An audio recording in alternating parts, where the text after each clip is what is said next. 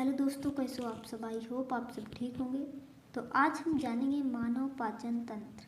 3D animation के माध्यम से हमारे शरीर में पाचन क्रिया कैसे होती है। जब हम भोजन को चबाते हैं, इसमें लार यानी कि सलाइवा मिल जाता है। मुंह के सलाइवा ग्लैंड्स लार साबित करते हैं। सलाइवा में एंजाइम होते हैं जैसे कि स्टार्च का विखंडन करते हैं। स्टार्च एक तरह के कार्बोहाइड्रेट्स होते हैं। भोजन को मुंह से होकर लंबी नलीनुमा ग्रसिका के अमाशय में पहुंचता है।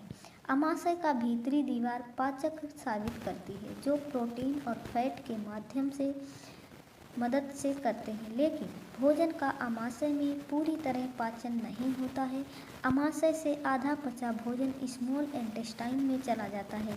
फिर स्मॉल इंटेस्टाइन में मौजूद पाचक रस भोजन का विखंडन करने लगते हैं। लीवर एक रसायन साबित करता है जिसे पित्तरस यानी बाइजूस कहते हैं, जो फैट के पाचन में मदद करता है। लीवर एक भूरे रंग की ग्रंथि है जो पेट के दाईं ओर होती है। इसके द्वारा साबित होने वाला रस बाइजूस एक थैले जैसे अंग में संग्रहित रहता है जिसे पित्ताशय कहते हैं। इसके बाद जूस स्मॉल इंटेस्टाइन में चला जाता है। यहाँ पर एक और ग्रंथि होती है जो पाचक रस साबित करके पाचन में मदद करती है। इसे अग्न्याशय कहते हैं। पेंट्रियाज एक बड़ी क्रीम कलर की ग्रंथि है जो अमाशय के ठीक नीचे है, जिस अग्न्याशय रस कार्बोहाइड्रेट्स और प्रोटीन पर क्रिया करता है और उन्हें सरल रूप में परिवर्तित कर देता है।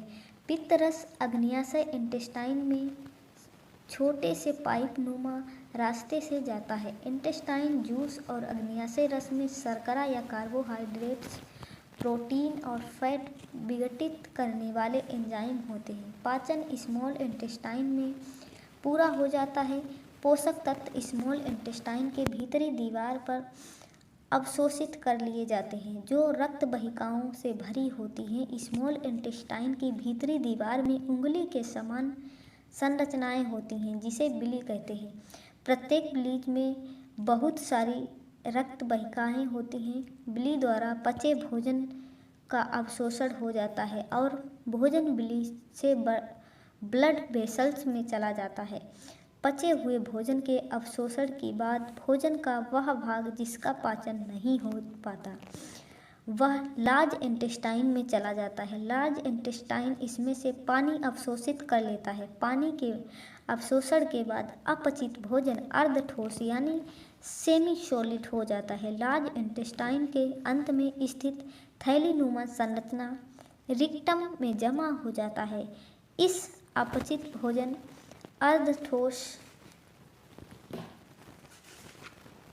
यानी कि सेमी सॉलिड को मल या स्टूल कहते हैं। समय समय पर ये वेंटल मेकर इंसमा गुदाद्वार द्वारा बाहर निकाल दिया जाता है। पाचन नली में मुख नसिका यानी कि अमाशय की stomach, small intestine, large intestine, मलाशय और गुदा भी होते हैं। आहार नलिका और उससे संबंधित ग्रंथियां लीवर, पेंट्रियाज में सब मिलकर पाचन तंत्र करते हैं।